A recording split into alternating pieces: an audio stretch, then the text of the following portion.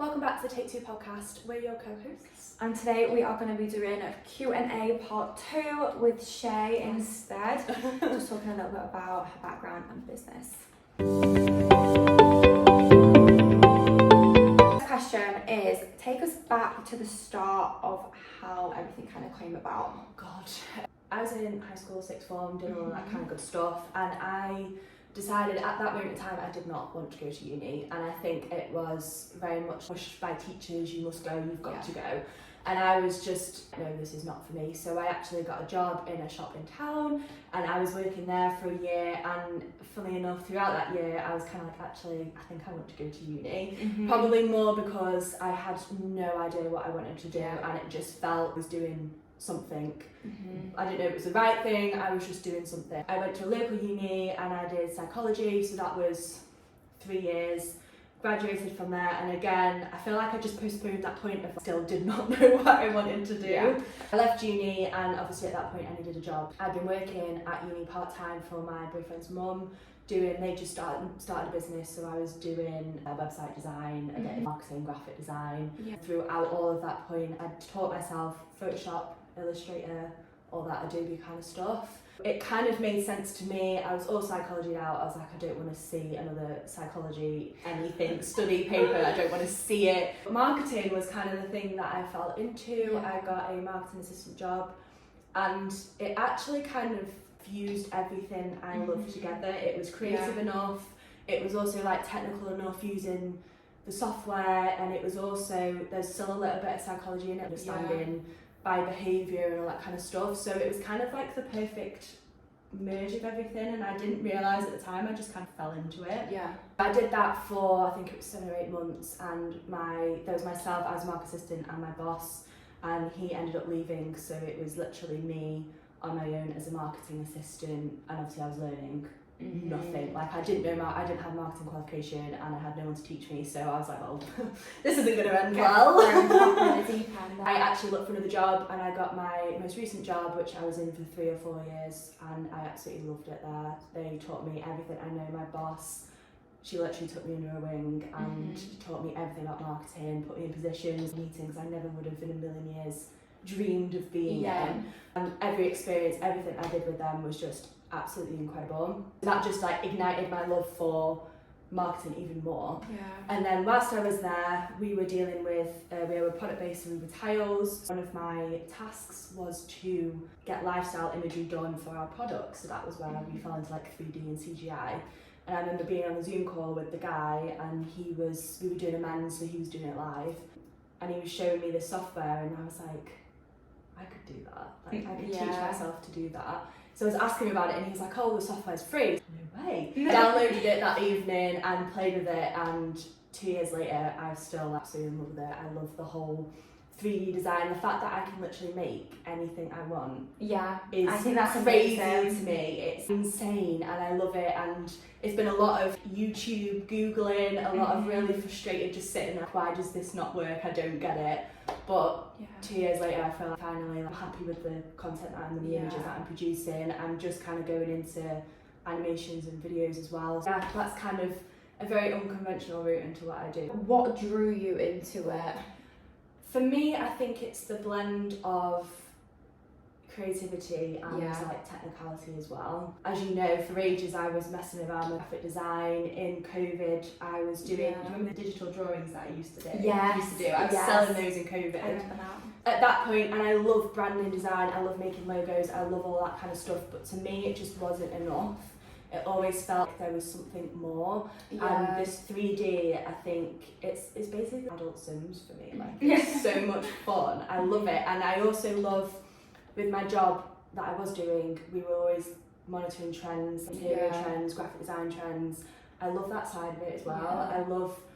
I honestly really want to do an interior design course, a little one, just so I can have that knowledge of how to make a room look good and how different elements work. But I love the creativity for me, and COVID was definitely a turning point. I feel like for so long I was just trying to, I kind of my creativity to the side, if that makes sense. No, like I didn't think I could make anything of it. And then COVID, when I was learning Adobe, you know what, there might actually be something here that I can do. Definitely. And then the 3D fell in, and yeah, that's just Because I remember, like, obviously when you were just doing more like the graphic design kind of things, for ages you were like, I want to go self-employed with this, I want to really give it a shot, but you never really did. No. Until you started doing the 3D things, and I think that really like almost like sparked inside you, like, oh yeah, this is the side of things I want to go down. It was like the cherry on the cake, and it was also the thing that differentiated me, because there's so many graphic designers out there, there's so many people doing amazing work.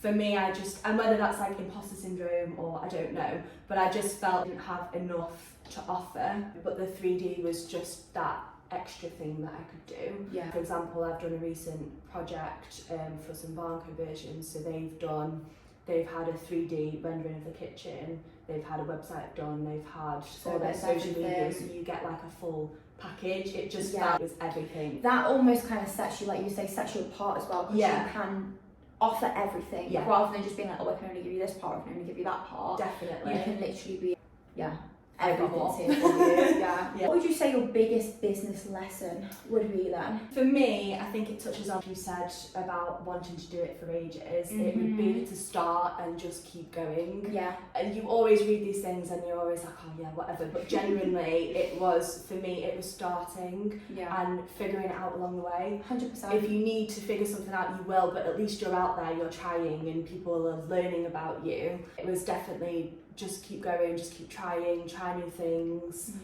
keep not in touch with trends, but listen about what's going on and see what you can play into, and you know, use everything to your advantage in a different way, and just standing out and just keep trying. You've got to keep going. I think that's one of the scariest things, especially when you're making that big jump, is time's never going to be right. It's never going to feel right. No. You do just have to do it, don't you? And for me, obviously recently, it's been about 5 or 6 months, I was at that point where I've got a house, obviously I live with my boyfriend and we've got a dog. At the minute, I have minimal responsibilities. I don't have children, you know, it was kind of that last point where I could go for this and try it before I have more responsibilities and I have to make a lot of money. Do you know what I mean? It was at that final point where I was like, right, it's now or never, basically. Yeah. What would you say your biggest business stress would be then? It is probably imposter syndrome, and I don't know if that's technically business related, but obviously I don't know if I should say this now, but I'm not qualified in what I do. So it's a question of, do your customers come to you looking for a qualification?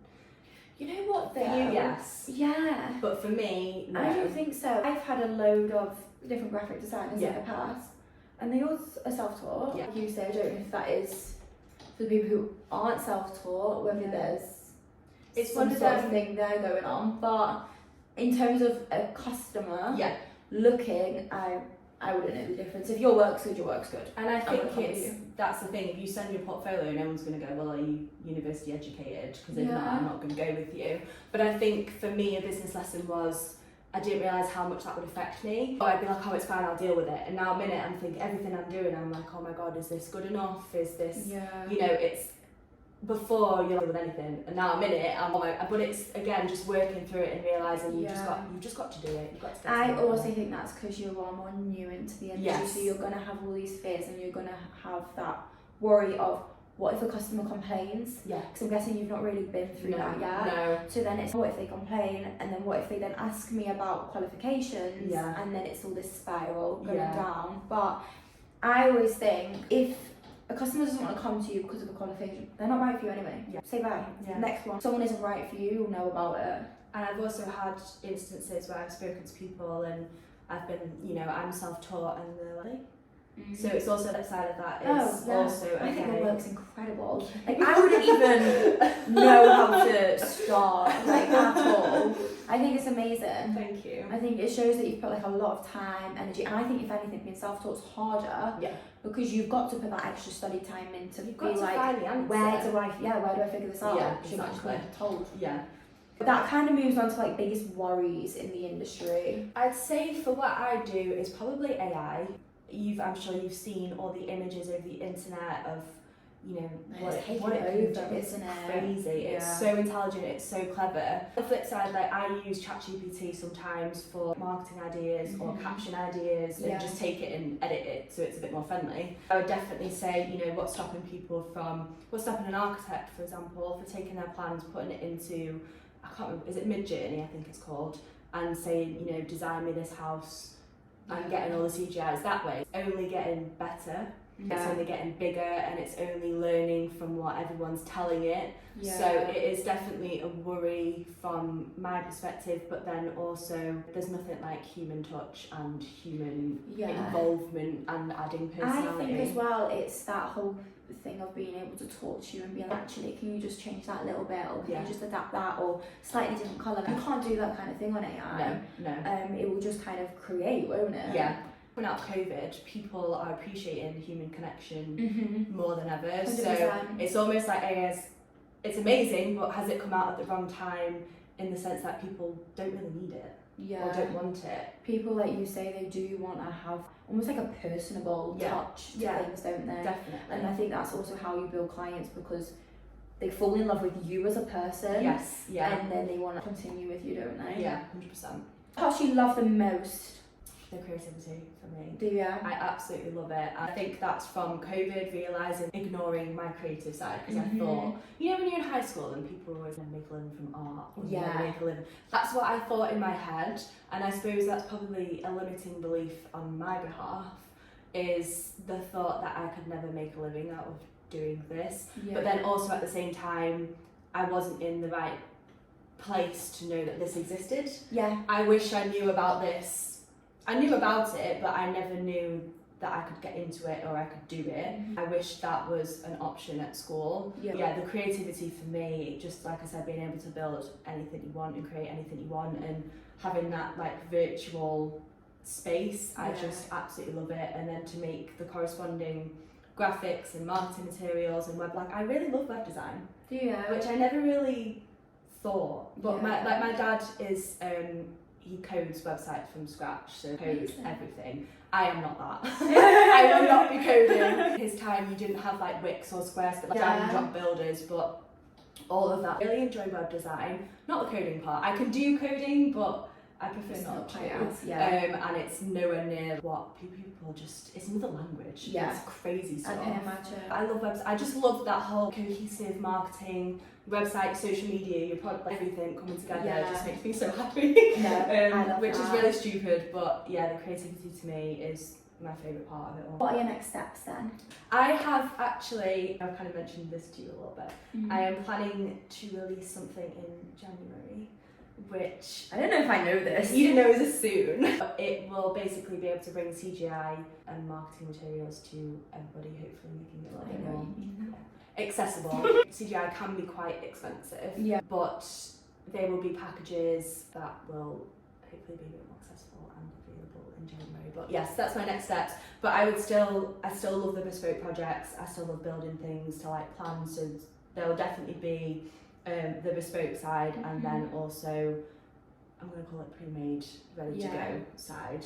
And again, that'll be very much like trend based, interior design, graphic design based, packages ready to go. Especially in this day and age when content creation is just massive. It's definitely huge. It's crazy. 100%. So to be able to offer something alongside that, I think would be amazing. And my vision for it is just to keep creating. Really, I might regret saying this, but I don't want a massive, huge business. I just want something that you can have every day. I enjoy doing what I'm doing, and you've got enough business coming in that you can keep going. Definitely. I don't want some like global, like that doesn't interest me. We'll see in a few years. Watch us back and be like, that aged well. I think with you as well, you're such a baby business. You just started, you've just begun, and what you've already achieved so far is amazing. So all you're going to then do is like double, triple, multiply that going forward. I suppose my vision now is just to keep going. Whereas in a year's time, I might be like, actually, that was a complete lie.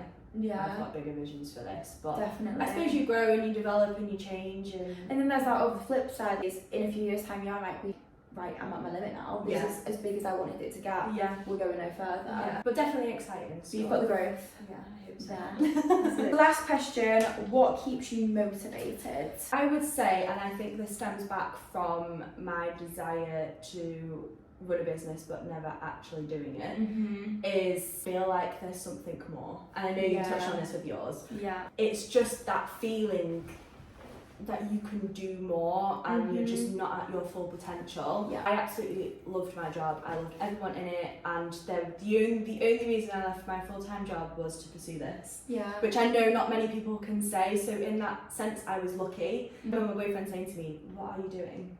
Why are you doing this? You have a really good job, you like your job.